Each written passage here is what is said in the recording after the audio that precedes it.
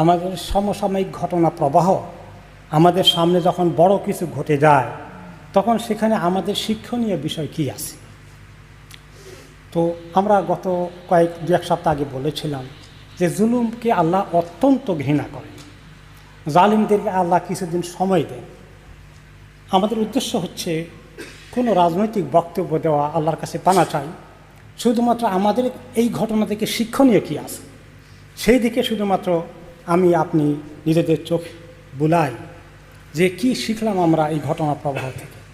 এক নম্বরে আমরা বলেছিলাম যে আল্লাহ তাআলা নবী করিম সাল্লাল্লাহু আলাইহি ওয়াসাল্লাম হাদিসে বলেছেন, খবরদার জুলুম করো না, জুলুম তোমার জন্য কিয়ামতের দিন অন্ধকার নিয়ে আসবে এবং দুনিয়াতেও অন্ধকার আসে। সে কথা আরেকটি হাদিসে তিনি বলেছেন যে আল্লাহ তাআলা জালিমকে সময় দেন, অনেক সময় দেরি করেন, কিন্তু যখন আল্লাহ ধরে ফেলেন তখন সে আর ছুটতে পারে না। এভাবেই আল্লাহ তাআলা যখন কোনো জনপদকে, কোনো কাউকে, কোনো গোষ্ঠীকে কখনো ধরেছেন জুলুম করা অবস্থায়, তার পাকড়াও, তার ধরা অত্যন্ত বেদনাদায়ক, অত্যন্ত কষ্টকর। অন্য আয়াতে তিনি বলেছেন ইন্না আখযাহু আলীমুন শাদীদ, তিনি যখন পাকড়াও করেন তখন অনেক শক্তভাবে ধরেন, যেখান থেকে ছুটতে পারে না কোনো রকমে। তো আল্লাহ তাআলা এই যে এই জুলুমের কথা বললেন, এই জুলুমগুলো আমরা শুধু কোনো একটি ঘটনা প্রবাহের মধ্যে সীমাবদ্ধ না রেখে আমরা নিজেরা কোন পর্যায়ে আছি, আমরা কাউকে কোনো জুলুম করি কি না, এটা হলো মূল কথা।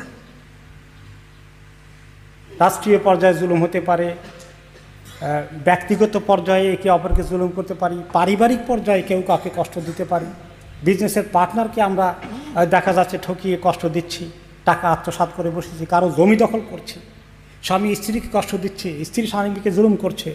এই যে বিভিন্ন রকমের সমাজের মধ্যে আপনি যদি দেখেন যে কত জুলুম অহরহ হয়ে যাচ্ছে, এই ক্ষেত্রে একজন আল্লাহকে যে ভয় করে, যে ব্যক্তি আল্লাহ তাআলার কাছে যায়, আল্লাহর সঙ্গে তার দেখা হবে একদিন, সেই ব্যক্তি কি জুলুম করতে পারে? কারণ জুলুম তার জন্য অন্ধকার নিয়ে আসবে কিয়ামতের দিন। একটি হাদিসে নবী করিম সাল্লাল্লাহু আলাইহি ওয়াসাল্লাম বলেছেন, তোমরা কারো হক নষ্ট করলে, কারো প্রতি জুলুম করলে, অত্যাচার করলে, কষ্ট দিলে এর শোধ করতে হবে কিয়ামতের দিন। তোমাকে শোধ না করে তোমাকে নিস্তার দেওয়া হবে না।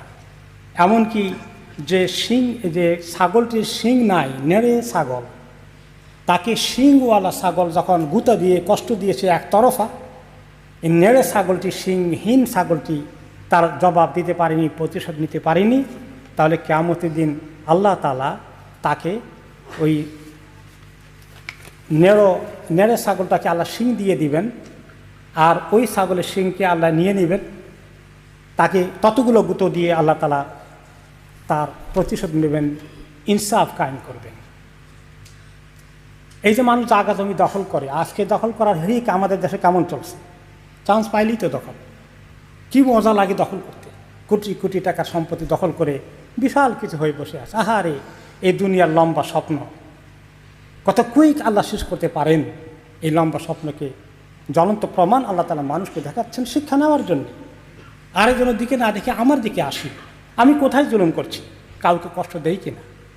যে ব্যক্তি এক বিঘত পরিমাণ কারো জমিন দখল করে, আল্লাহ তাআলা এই জমিনটাকে জমিনের পরিমাণ ভার করে দিয়ে তার গলায় লটকিয়ে দিবেন। কাজেই তারপরে তিনি বললেন যে তোমরা কি জানো সবচেয়ে বড় গরিবকে, সবচেয়ে বড় নিঃস্বকে, যার কিছু নাই? বললেন ইয়া রাসূলুল্লাহ, যার টাকাও নাই, পয়সাও নেই, দাঁড়ে দাঁড়ে ঘুরতে হয়। তিনি বললেন না, সে আসল গরিব না, আসল গরিব হচ্ছে আমার উম্মতের ওই লোকগুলো যারা কিয়ামতের দিন আসবে, অনেক নামাজ রোজা নিয়েও আসবে, যাকাত নিয়েও আসবে, কিন্তু অমুককে গালি দিয়েছে, তার গীবত করেছে, অমুককে মিথ্যা অপবাদ দিয়েছে, অমুকের মাল সম্পত্তি ভক্ষণ করেছে, অমুকের রক্তপাত করেছে, তাকে আঘাত করেছে, তাকে অত্যাচার করেছে, তার সমস্ত নেক আমল থেকে কেটে কেটে নিয়ে সব একে দিয়ে শোধ করে দেওয়া হবে। আর তার নেকি যদি শেষ হয়ে যায়, তখনও মানুষের পাওনা বাকি থাকলে মানুষের গুণাগুলোকে তাকে দিয়ে ওই মাজলুমকে জান্নাতে দেওয়া হবে আর তাকে টেনে জাহান্নামে উপর করে নিক্ষেপ করা হবে। এইভাবে আল্লাহ তাআলা মানুষকে জুলুম থেকে দূরে থাকার জন্যে আমাদেরকে কত কোরআনে এসেছে, কত হাদিসে এসেছে এই কথাগুলো। আমরা এই সমস্ত ঘটনা প্রবাহ থেকে যখন দেখি যে জুলুম যারা করেছে তাদেরকে আল্লাহ তাআলা কীভাবে পাকড়াও করছেন, কত শক্তির অধিকারী, আজকে অসহায় হয়ে গেছে। দুনিয়াতে মানুষ এত অসহায় হয়ে যায়, আর আখেরাতে কী অবস্থা হবে মানুষের।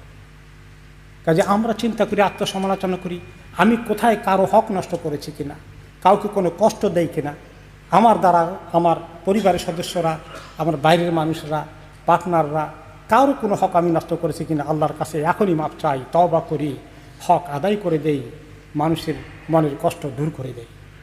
আল্লাহ তাআলা আমাদেরকে তৌফিক দিন। এখন আসুন, এই যে আমাদের হলিডে টাইম চলে যাচ্ছে, আমরা দেরি করে ফেলেছি বিভিন্ন ইস্যুর কারণে, প্রত্যেকবারই আমাদেরকে মনে করিয়ে দিতে হয়। এই যে হলিডে টাইম চলে যাচ্ছে, এ আসলো আর গেল, আমাদের পরিকল্পনা কী ছিল? অনেকগুলো বিষয় এখানে চিন্তার বিষয়, সময় তো কম। এই যে বাচ্চাদের এখন বেকার সময় আছে, বেকার সময়টা শয়তানের জন্য বড় সুযোগ। তখন তাদের কি করবে? কাজ নাই, লেখাপড়া নাই, স্কুল নাই, তো তখন তারা দুষ্টামি করতে থাকবে, বাইরে যাবে, একটু বড় হয়ে গেলে বন্ধু বান্ধবের সঙ্গে গিয়ে অসৎ সঙ্গে রাস্তায় ঘোরাঘুরি করবে, অসৎ সঙ্গ ধরে ফেলবে, গ্যাংয়ের সদস্য হয়ে যাবে। একসময় যেতে যেতে তার অসৎ বন্ধুরা তাকে ড্রাগের দিকে নিয়ে যাবে।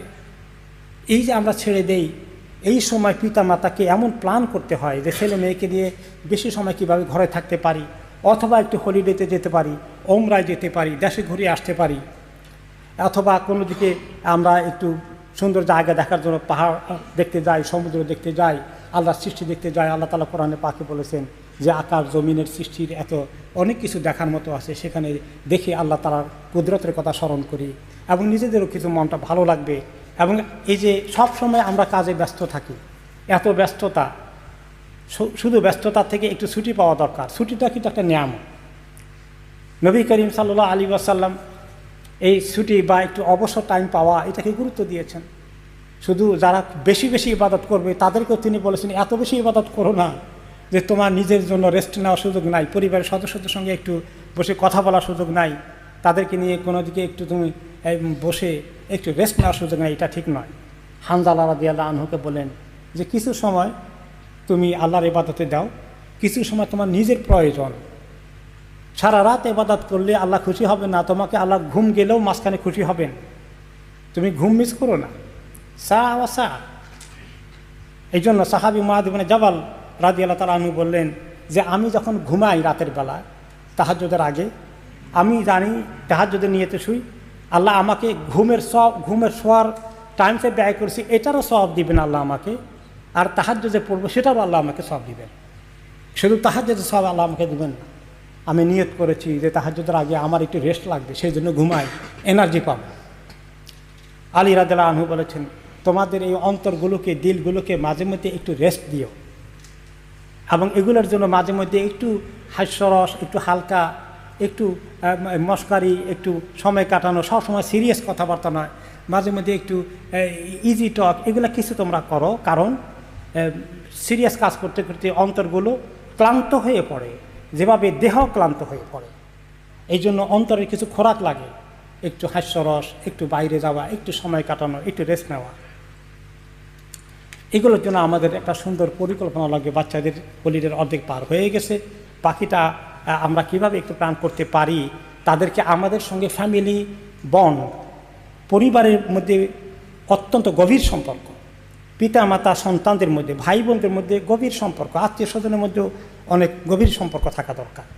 আপনি বিশ্বাস করবেন প্রায় দিনই ফোন আসতে থাকে, মা বাবার কষ্টের কথা আসতে পারে যে আমাদের বাচ্চাগুলো বড় হয়ে গেছে, হাই স্কুলে গিয়েছে, কলেজে গিয়েছে, ইউনিভার্সিটিতে গিয়েছে। সুবহানাল্লাহ। এক ভাই বললেন যে তার 3-4টা বাচ্চা, সে ভালো করে সে নাকি দিন শিখিয়েছে। এখন বলতেছে বাচ্চারা কয়েকজন বলছে যে আমি মুসলমান না, আমার কাছে তুমি আর এগুলো বলবো না, আমি মুসলমান না। এই কথা শুনলে মা বাবার কেমন লাগে বলে? এখন ফোন করে আমাদেরকে অস্থির, আমরা কি করব কি করব কি করব। এখন কি করার ওষুধ আপনি হঠাৎ করে দিবেন, ইঞ্জেকশন দিবেন, ঠিক হয়ে যাবে।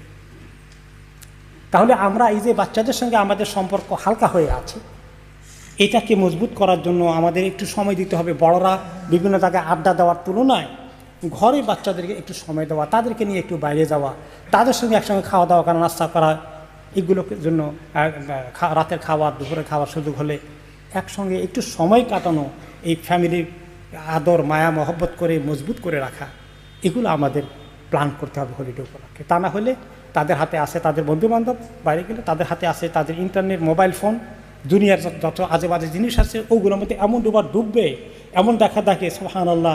আগেও বলেছি যে সারাটা দিন রাত মনে হয় যেন এটার মধ্যেই আছে, কোনো রকমের জোর করে খাওয়ানো যায় না, এত মজা এগুলোর মধ্যে।